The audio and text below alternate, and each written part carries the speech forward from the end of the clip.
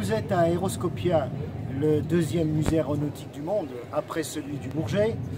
Et donc, dans le cadre de la fête de la science, eh bien, vous faites de la science.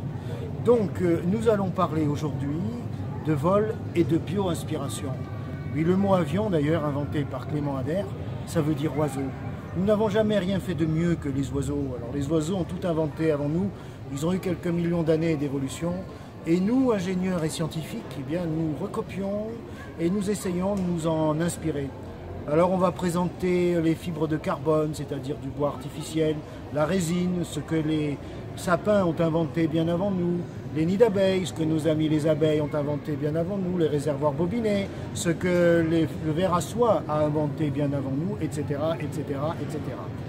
Et par un juste retour d'ascenseur, on va s'apercevoir que toute cette science aéronautique qui a fait des avions, des hélicoptères, des lanceurs, eh bien maintenant, ça revient aussi aux sciences de la vie, par le biais de la biomécanique, de la biodynamique, de l'assistance aux prothèses et à la médecine. Et donc, c'est cette aventure-là que je me propose de raconter dans cette conférence.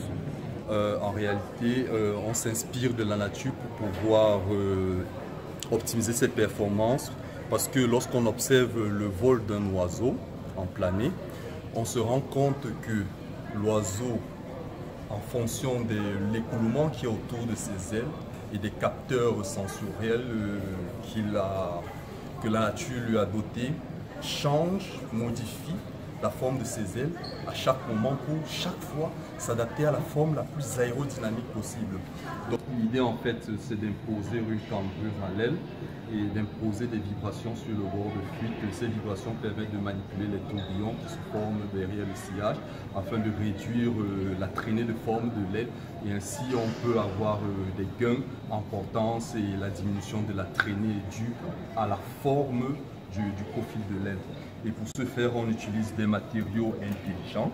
Là, en l'occurrence, on a un brin d'AMF qui est un alliage à mémoire de forme. C'est un matériau qui, sous une impulsion de chaleur que nous imposons par effet Joule, par un passage d'un courant, modifie sa forme afin d'adopter une forme.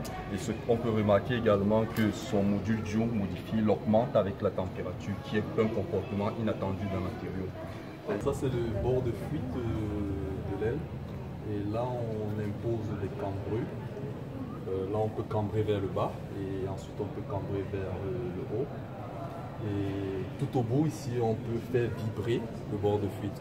La vibration, c'est justement pour détruire les tourbillons qui se forment derrière le sillage. Et on utilise également des piezoélectriques pour pouvoir imposer des vibrations de haute fréquence mais de faible amplitude. Ensuite, on fait des expériences en soufflerie, des calculs numériques, des simulations d'analyse, et actuellement il y a vraiment de bonnes avancées et c'est très prometteur. Ouais. En réalité, dans l'aéronautique, on a besoin de minimiser le poids d'un appareil pour avoir une consommation également efficace, réduite. Donc, ça s'inspire donc également des nids d'abeilles pour concevoir des structures en sandwich, qui sont des structures très légères qui ont un bon compromis entre la rigidité et la masse. C'est la structure, la forme géométrique qui permet de rationaliser l'occupation d'une surface en utilisant un minimum de matière. Je vais vous présenter donc le comportement d'un avion lorsque celui-ci prend la foudre. On voit sur cette vidéo que l'avion est traversé par la foudre. Un point d'entrée, un point de sortie.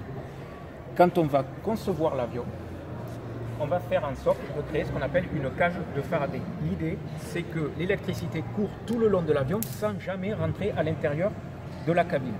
Pour cela, on va utiliser différents matériaux composites, carbone, et on va par exemple les mailler avec du grillage en bronze.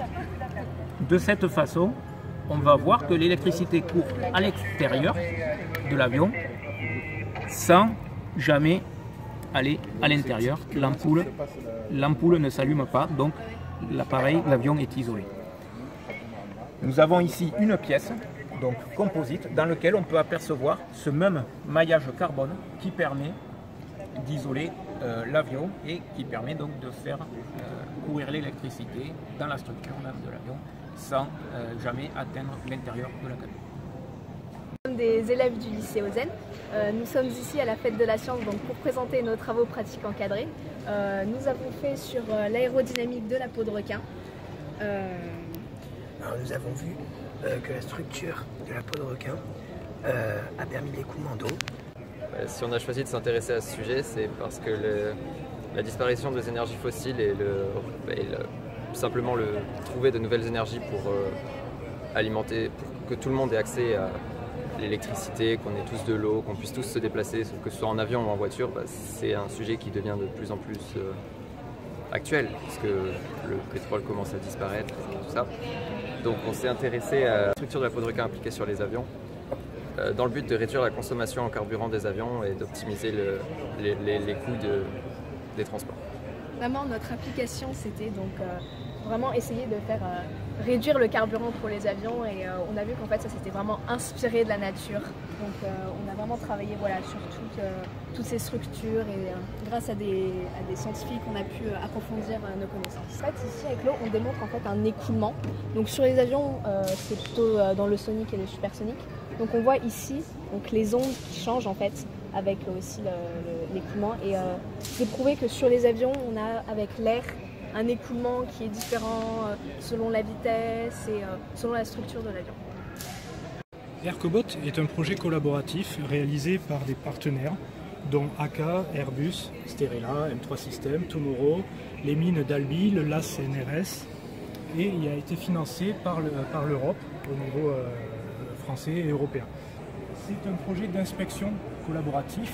L'idée n'est pas de remplacer l'être humain, mais de compléter l'opérateur, de lui permettre de faire de l'inspection d'avion de manière améliorée. C'est un duo d'inspecteurs. Ce qu'on fait, c'est uniquement du contrôle non destructif. C'est-à-dire qu'en aucun cas, on touche l'avion. C'est aussi bien d'un point de vue de sécurité, mais également de coût de maintenance si jamais on venait à l'endommager. Que 70% des défauts se trouvent en partie basse de l'avion, puisqu'il y a également 75% de l'équipement et que tous les opérateurs travaillent en partie basse. Aircobot est l'unique plateforme mobile d'inspection aéronautique. Plusieurs types de capteurs dessus. On a des capteurs en 2D, tout simplement des caméras. On a des capteurs, comme vous le voyez sur l'écran, des capteurs par point. Donc des capteurs au couillot, comme vous voyez, on voit nos déplacements, on voit nos pas sur l'écran. Ce type de capteur permet à la fois de localiser l'avion et donc de savoir où est le robot par rapport à l'avion et quel type d'avion on a, mais permet également de suivre son opérateur. Le robot a 3 types de navigation. La navigation autonome évidemment, où il va se déplacer autour de l'avion en fonction de certains points de passage prédéterminés, le tout en évitant les obstacles. Il va également pouvoir suivre un opérateur lorsque l'opérateur veut lui montrer un point qu'il n'aurait pas vu. L'opérateur a cette valeur ajoutée qu'il peut voir l'ensemble de l'avion de manière globale et arriver très rapidement à se concentrer sur un point précis. Le robot, lui, va faire toutes les tâches redondantes, les inspections habituelles. Dans le cas de suivi de personnes, évidemment, on va éviter les obstacles. Et l'opérateur, via la tablette que vous voyez sur le robot, peut contrôler le robot, le diriger, mais également faire des acquisitions et avoir des retours d'inspection directement sur la tablette. L'idée sur ce stand-là, c'est de travailler donc, sur l'impression 3D. Et ensuite, avec l'ISAE Supaéro, là, on a une soufflerie qui nous permet de montrer un peu les différents types d'ailes qu'on aura imprimées. Ouais, c'est vrai que c'est de se servir de l'impression 3D pour pouvoir imprimer rapidement et à faible coût toutes sortes de géométries qui nous permettent de faire de la recherche autrement. Du coup, d'aller chercher des formes qui sont innovantes ou qui ne seraient pas réalisables par des techniques classiques. On est beaucoup plus autonome, on peut faire des champs de recherche beaucoup plus larges. Et là, c'est de regarder les ondulations de bord d'attaque. Là, on peut travailler sur des structures de drones qui vont être à la fois très légères, à la fois souples pour amortir les chocs.